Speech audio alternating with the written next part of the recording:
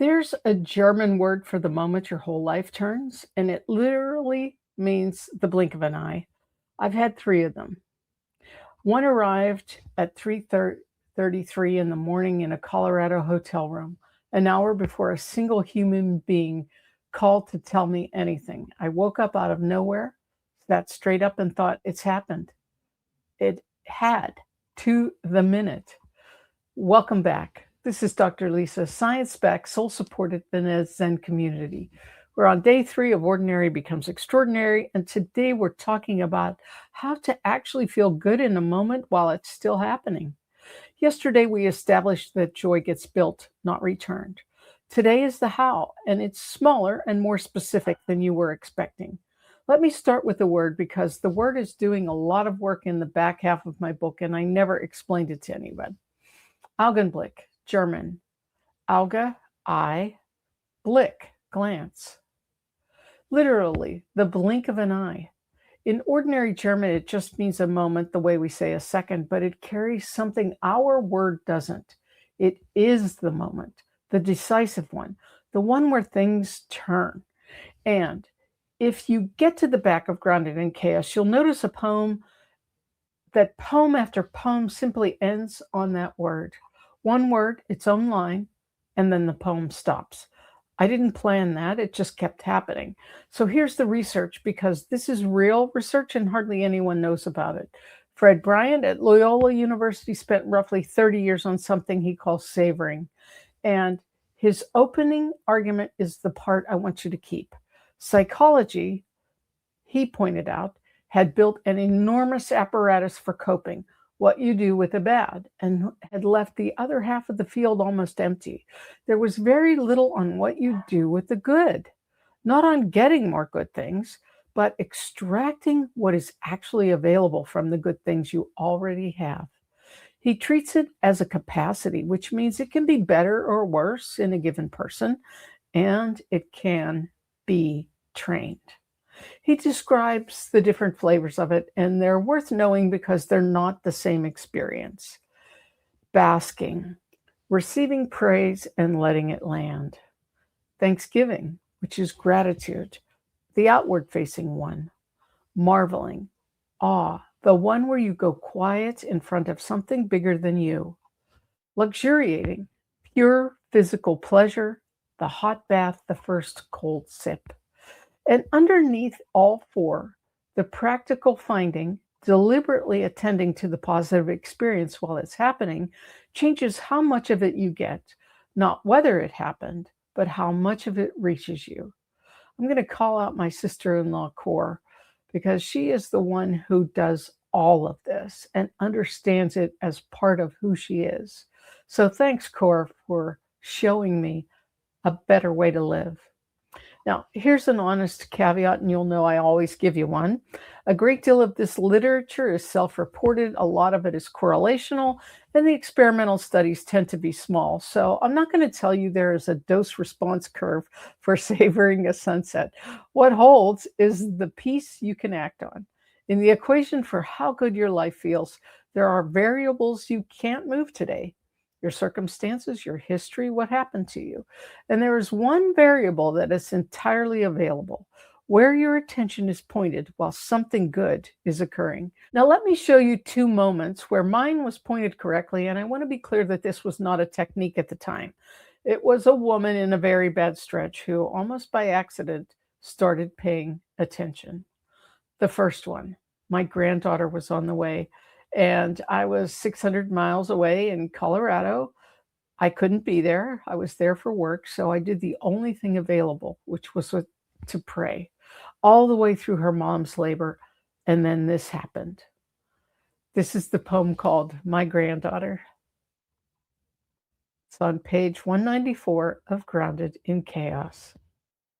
It's 3:33 a.m. Colorado time. I awaken. I think it has to have happened. An hour later, I get the call that my granddaughter came into the world at the precise moment of my awakening. That's a sign that we are profoundly connected. This is what I've been praying for since May, that this child has a connection to me. Augenblick. Augenblick indeed. Now, I'm not going to stand here and tell you I have a mechanism for that. I don't. I'm a scientist by training, but I won't dress a coincidence up in a lab coat. But what I will tell you is that the attention did, which is part that is entirely defensible. I woke up at 3:33. I had a thought, and rather than rolling over, I noted the time and I stayed with it and I marked it. So when the phone rang an hour later, I had a moment instead of a story I half remembered. That is savoring doing its actual job, not manufacturing the event, but catching it while it's still in the air. The second one is quieter, and it's the one I actually want you to steal because there was no miracle in this at all. This poem is called No Ordinary Day, and it opens with a woman standing at a bedroom window doing nothing whatsoever. This is No Ordinary Day from Grounded in Chaos, page 205. I stood at my bedroom window this morning and I watched the sunrise. I watched as the light expanded and pastel Florida colors reflected off the clouds. I lost track of time watching the high, wispy clouds that shimmered with radiant light. As the curtain of night lifted, I heard a bird in the tree below welcome me to the day, inviting me to the fullness of all that will be. This day is different, not like all the other ordinary days that are linked together by sameness, like the sameness in a string of perfect pearls. This day sparkles. This day is like a precious gem. I did lose track of time, and that's the line. That's, Bryant's whole field in 4 words, written by this woman who had never heard his name. And here's the image I keep coming back to because it's not really a flattering one. A string of perfect pearls, ordinary days linked together by sameness. Not ugly days, but perfect ones, like pearls. And they still all blur into one another because nothing distinguishes one from the next. And nobody is looking at any of them. And that's what an unattended life feels like from the inside. Not bad, but uniform. The poem later says that this day is not to slip by, and this is a decision, not a discovery. The morning didn't announce itself, nothing actually happened yet, but yet this woman decided this one would not slip by, and then it didn't. So that's today. There are moments available to you right now that will pass unrecorded. Not because they're too small, but because nobody in your life is going to stand at the window and mark one.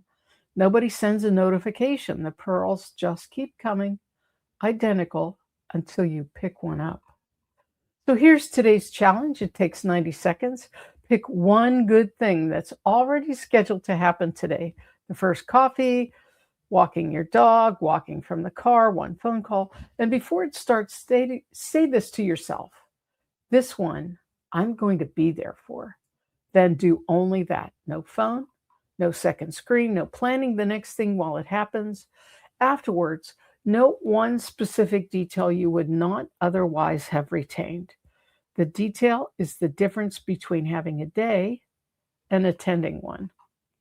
Well, that's day 3. Here's my question for you, and I want real answers in the comments. What was your last Augenblick? The last moment you actually caught while it was still happening? Tell me what it was. I read every single one, and I suspect a lot of them are going to be extremely small, which is exactly the point. If this gave you one easier breath, help me pass it on. Like, subscribe, tap the bell, save it to a playlist. Every share brings one more person into the Nezneski community, and that's how we build this, one steadier day at a time. Thanks so much to all my subscribers. I really appreciate you, and I thank you for being part of this community.